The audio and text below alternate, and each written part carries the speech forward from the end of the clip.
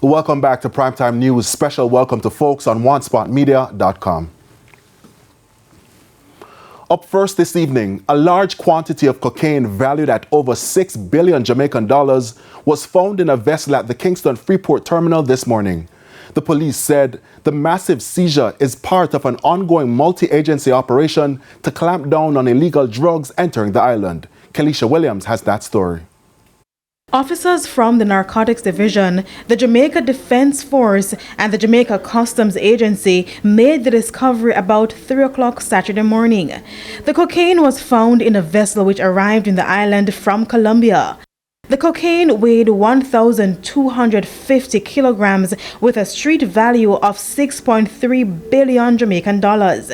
The police said it took several hours to weigh the drug due to the large quantity. We know that this find is significant. No arrest has been made in connection with the seizure. According to the police, Saturday's drug bust is a part of an ongoing multi-agency operation which has so far resulted in the seizure of hundreds of kilograms of cocaine.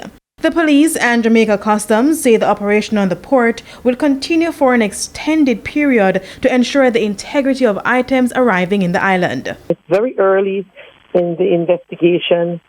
They are making some checks. The set of investigators are looking at the various bits and pieces, while there are another set of persons who are actually trying to get the weight, get the quantity, and gather as much evidence as they can.